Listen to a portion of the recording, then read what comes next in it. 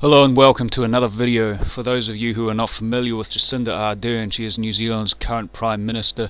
Jacinda, a woman with one of the most peculiar bone structures I've ever seen, and who could possibly do with a visit to a good orthodontist, has just now banned a vast amount of guns in New Zealand following a recent mass killing of Islamists at 2 NZ mosques.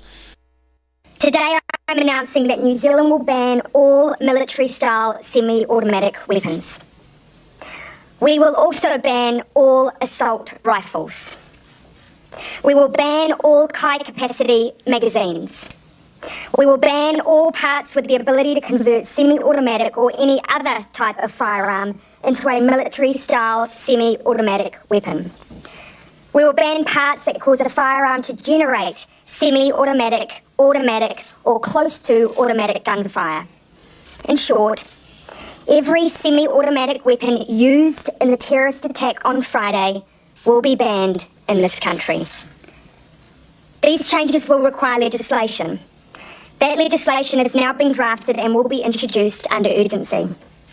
A shortened select committee process will apply, so I encourage all those who wish to submit to start now. My expectation is that the law will be in place by the end of the next 2-week sitting session, which is by the 11th of April. As at 3 p.m. today, an order in council took effect. These changes to our regulations will ensure virtually all of the weapons I have announced as being banned will be categorised as weapons that require an E-class endorsement. The effect of this will mean that no one will be able to buy these weapons without a permit to procure from the police. I can assure people that there is no point in applying for such a permit. This is an interim measure to ensure the trade of these weapons ceases from 3 p.m. today. We will be establishing a buyback scheme. The details of this scheme are being developed in parallel to the drafting of the legislation to enforce the ban. Hey Jacinda, you look a bit mad there, mate. Would you like a carrot? So this guy here, Police Minister Stuart Nash, has decided to jump on board with the government's ideas and is pushing forward for new changes, bans and laws. What's the bet that old Stuart's gash here and his police department won't be willing to surrender or give up any of their guns, or even refuse or deny any new ones offered to them? There's been talk about the police being armed all the time, every officer having a gun. And more guns for them, less for the public. Of course he's going to be in favour of that. I bet this guy's balls are in his wife's pocket. Oh, come on people, we got to work together, eh? Hand over your guns. Oh, well, of course we ain't going to be getting rid of ours. You see, we need them for our own protection, to protect the public. And quote, every semi-automatic gun used in the attack will be banned, but that's just the tip of the iceberg, one part of the bigger picture. You see, while everybody is distracted with a semi-automatic gun ban, they're going to be using this as a stepping stone to ban a rather more significant portion of different types of other guns. So it's not just the semi-automatics and the parts, the high capacity magazines and things that go along with them. They want to ban pump action shotguns that hold more than 5 shots, which is, I would say, probably around 60 to 80% of those guns, because quite a lot of standard pump actions have a 6 to 8 round capacity generally. He wants to create tougher penalties and introduce new offences or more chains to weigh down the people, create new definitions of prohibited guns, magazines, parts and ammunition, establish an amnesty for people to hand over their guns that have been deemed to be unlawful. They set up a legislation that will make a buyback scheme available, allowing people to hand in over weapons for them. So this has been something that's been used without success in other countries, which they should learn from, that it's blatantly obvious that people out there who are going to be committing crimes with these type of guns or any type of guns aren't going to be handing them over for a buyback scheme. The only people who will be handing them over will be the typical law-abiding people and the docile populace who go along with whatever they're told. It's estimated that it will cost between 100 and 200 million, and I'm guessing that's just going to be for the guns alone, without all the accessories that come along with them, like the scopes, magazines, carry cases, bags. Other equipment like that could lead to well over this. That was a significant amount of people did actually hand these in. This is money that could be spent in so many different other better, more just more appropriate uses. Like, this country is already in a lot of debt, to spend this kind of money is ridiculous, but we have a lot of homeless, unemployed. The medical system could do with a lot more funding, and this is the money that they are pulling out their arse to want to spend on something like this is utterly ridiculous. Now Mr. Gash has rejected suggestions that the government is moving too fast. He wants to get this law brought in straight away. Quickly, we've got to disarm the people. Says the gun that this guy used, the AR-15, is a civilian equivalent of the M16, which is used by troops in Vietnam. If you don't remember, the ones in Vietnam who carried the M16 weren't the winning team, and this was over 50 years ago, not to mention the fact that it is the civilian equivalent. It is a similar gun to the M16, not the actual gun. It is visually similar. The M16 is a fully automatic, where the AR-15 is only a semi. Not the same thing. Police say 211 guns have been surrendered since the afternoon of the Christchurch attack. Some people handed in their guns straight away before the government even announced the changes, before the law changes even came in. Could you imagine being so whipped that you would actually go and hand in your gun because somebody out there committed a crime with one similar to what you own? To be that bothered by owning something that somebody else committed a crime with, that you would just give it up without any real good reason. Grow some balls, sit the fuck down and have a beer. You don't deserve to call yourself a man. I feel like most of these men, and I use that term loosely, have been mentally castrated, willingly being up for whatever the government tells them to do. Yes sir, no sir, clip my balls sir. When asked to come up with an idea for the cost or general amount they think that this buyback will amount to, members of the government have been seen scrambling to come up with an answer, seemingly unaware of the depth of the hole that they are digging themselves into. So we don't know what we're dealing with in terms of the number and the cost of those military-style equipment, which they're being required to hand back to us by the entire 300 million. 300 million. 300 million. You know, screw you, $300 million, yet you do nothing about the homeless and beggars in the biggest city of the country. Nothing about the unemployment. What about doing the best for the country's actual people? Under National, you let in 500,000 new people and yet built not one new hospital. You had no free surgeon in the capital city of the country, and my parent had to wait an extra week for a heart operation that she never got because it was too late. Now you want to spend 300 million government and taxpayer money on a buyback that obviously the real criminals will never participate in, and you still do nothing towards the most valuable thing you could have: housing, jobs and medical care. You want everyone's guns? Well, I hope you get them straight up your asses. Though the health and medical system could do with some extra funding, there has also been enough of a homeless problem that in one of the cities they brought in a law to discourage its beggars. He says as rents skyrocket in the city, this is his reality, living in a tent. Abby says banning begging outside shops will further push people like him into the shadows. You know, we're still human beings. People need to survive somehow. A bus stop converted into shelter in central Auckland. Are you okay? It's not pretty cool sleeping on the street, team.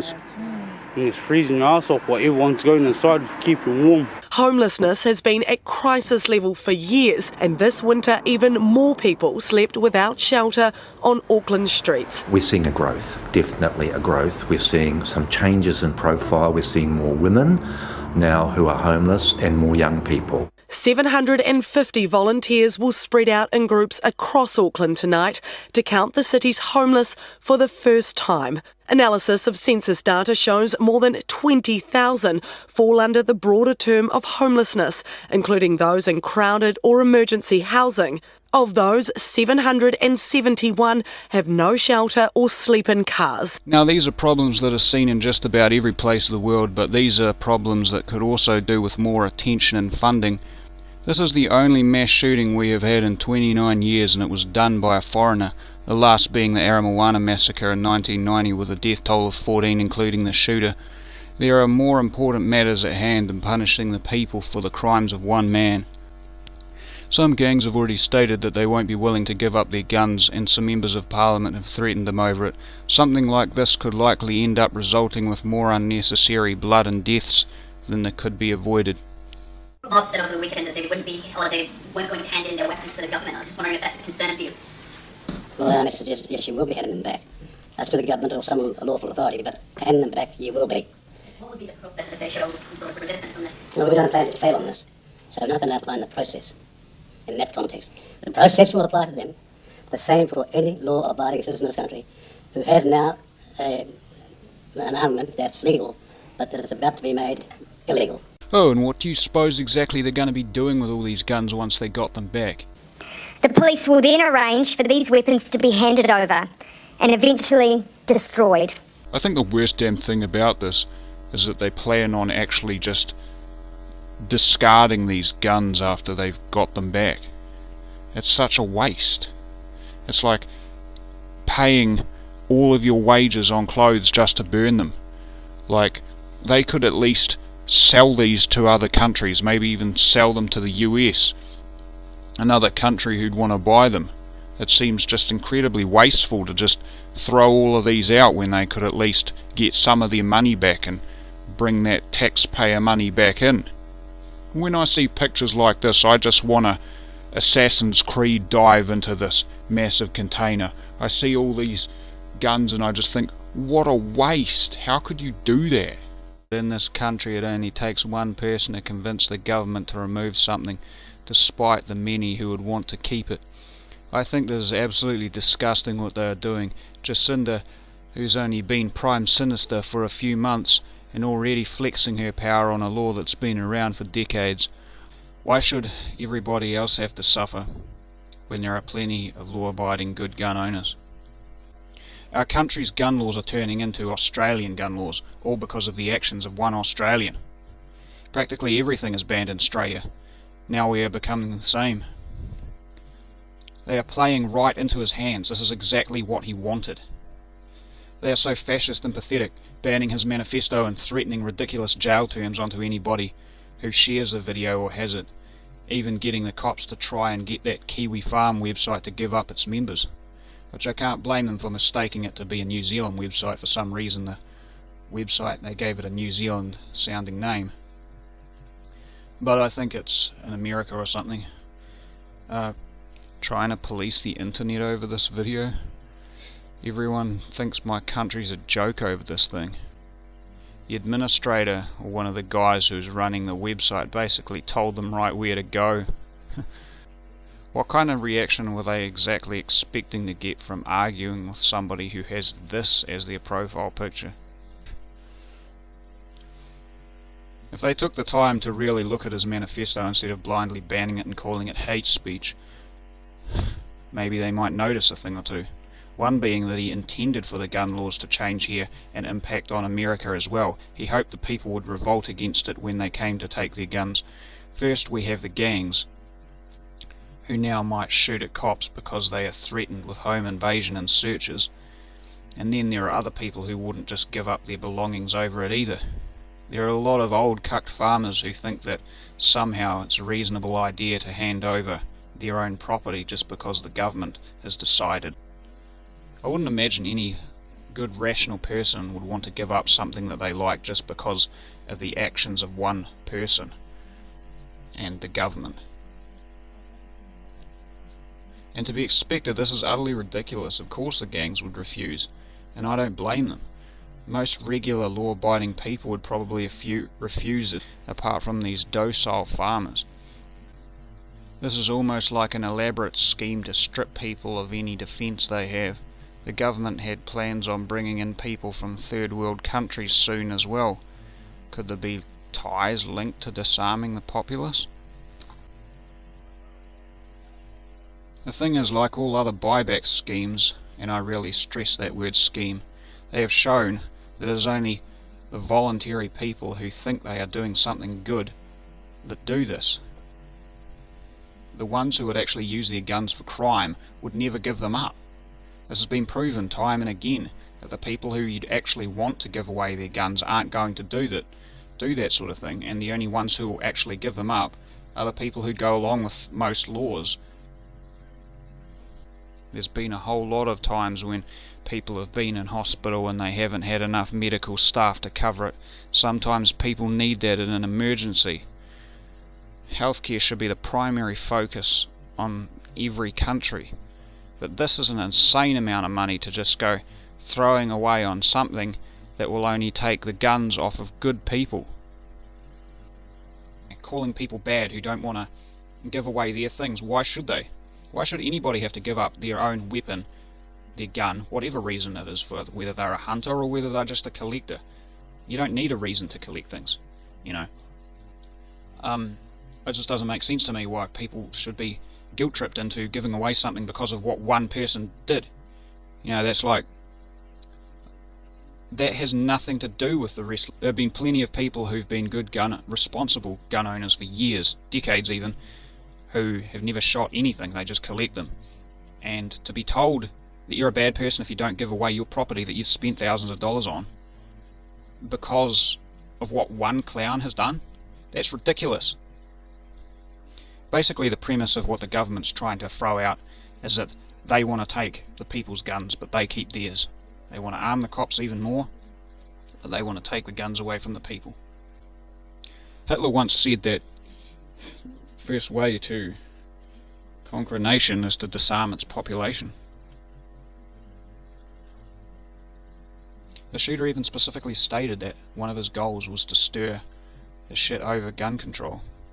And here we have playing right into his hands, just like lemmings jumping off a cliff. The government never lets a tragedy go to waste. They use this to inflict more centralized power over its law-abiding citizens. Criminals don't follow gun laws. This is liberal logic, typical liberal logic. When someone throws a rock through the window, blame the rock. Guns don't kill people, the government does. Guns don't kill people, the government does. The ultimate objective of gun control is to control an unarmed populace by an armed oppressor.